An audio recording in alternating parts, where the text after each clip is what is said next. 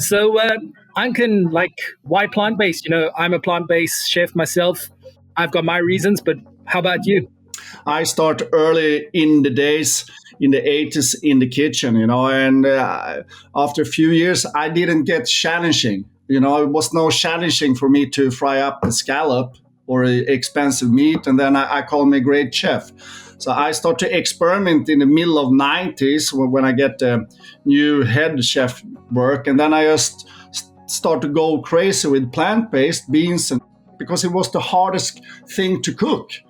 And then when I started eating it more and more, I felt more, more energetic. I was more creative. I could work in a totally different way. And then I just digged into that, what's happened with the body and all that stuff. And then after that, I just had the restaurant and I only went plant-based because I want to prove people plant-based is cool, is good if you're doing it in the right way, and it takes so much work and so much art to fool them, right? So that's from the beginning was my drive. How about you, Jay? My journey started with yoga. I was at a very bad space in my head when before I became a chef. I was in marketing and advertising, and I really hated it, man. I was in it for 10 years of waking up every day going to the grindstone, trying to figure out why I was doing this to myself. I was already on the path of vegetarianism at that stage. When I was in art school, a friend of mine was vegan. She was 16. Now we're talking 97 in art school. Who knew what vegan was back then? Not many people. And I had a Muslim friend, that explained to me why he was vegetarian, and it stuck with me for so many years after that. And the main reason being, the suffering the animal goes through, and those last moments that the animal goes through of suffering is really much contained in the meat that people are eating. And it made so much sense to me after having this conversation with him that the reason there's so much anxiety and anguish in the world is because the very thing that we're eating that's supposed to be sustaining and healing us is actually causing all of that pain, because we've inflicted that pain. So it took me many more years to get to vegan and go plant-based. And then finally, 2017, opening the Kind Kitchen here in Cape Town. And as you said, everyone thought I was crazy. The movement was very small and was taking time. And at first, when I started the Kind Kitchen, I had this great plan in my head. I'd seen an article recently about the vegan butcher in the States, in Minnesota. And I thought, wow, that would be such a cool concept to introduce to South Africa and the Cape Town community. Boy, was I wrong. No one understood what I was trying to achieve. Never blame guys who's trying. So I resorted to just cooking vegan food, and that drew the crowds and drew the people. One of my dreams is to combine many chefs and be helpers instead for competitors. We should be brothers and sisters and really helping each other and inspiring each other for the plant-based movements.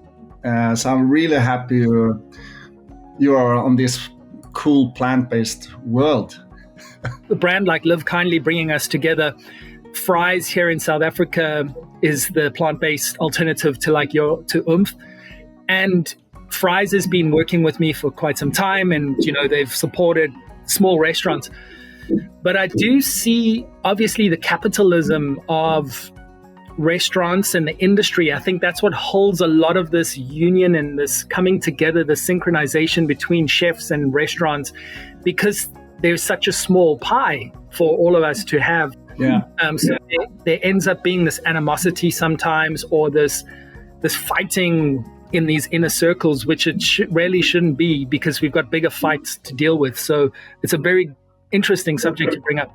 I think that's extremely good point, because I have some fights with some chefs now. Not fights like that, but disagreement. And when you go into plant-based chef or plant-based style, you need to work much harder. You need to work you need to be even better than the steak. And that takes so much effort, and that's what not the chef are ready to do, because chefs are not lazy, but they're comfortable. In this plant-based world, you need to open your mind again and again and again and again, you know. And chefs haven't really, I think, have the guts to like, we need to change. I need to take the risk. At least I can start to experiment. We don't need to swap like this. We can phase it out when everybody comfortable. This is growing, this working, it tastes good. Okay, we take away another fish. If you're a great chef, Yeah. But if you're a shitty chef, then you have no choice. You can see things are changing, and they're going to change for the right reasons in the direction that the industry needs to go in. It's already happening, right? And you can see it because there's so many more potential Michelin chefs, plant-based chefs, almost getting their Michelin stars, or people are looking, going, well, that person's going to get one as a plant-based chef.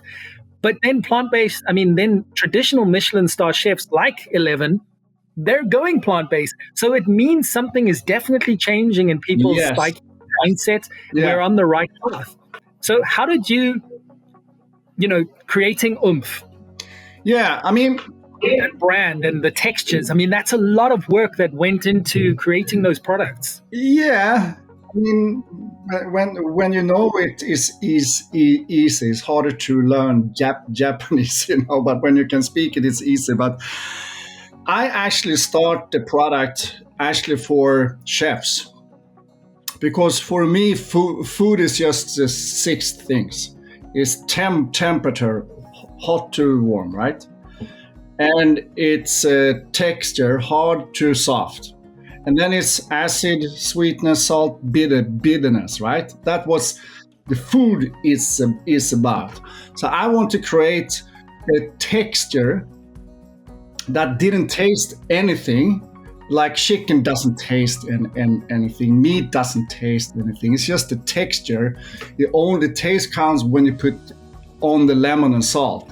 Then it's, oh wow, together with the texture. So I wanted a natural piece of texture that is changeable, because this plant-based product is the only product and the only protein in the world, it comes from plants, that you can actually change. I do sushis, I do ramen soup, I do ceviche, and you cannot tell because I know I have the right texture. So the most important things for me when I do product and cooking food is only texture, because when I launch it, I want thumbs up. Oh wow, this is good. I don't need to compromise. What is it? It's plant-based. Oh, I cannot believe it. Because it was just the texture who was right for many people, So let's hope it all changes, and we do our parts as chefs in different parts of the world. And the chef thing aside, just human beings, yes, be good, be kind. Be kind, live kindly. It's a good thing.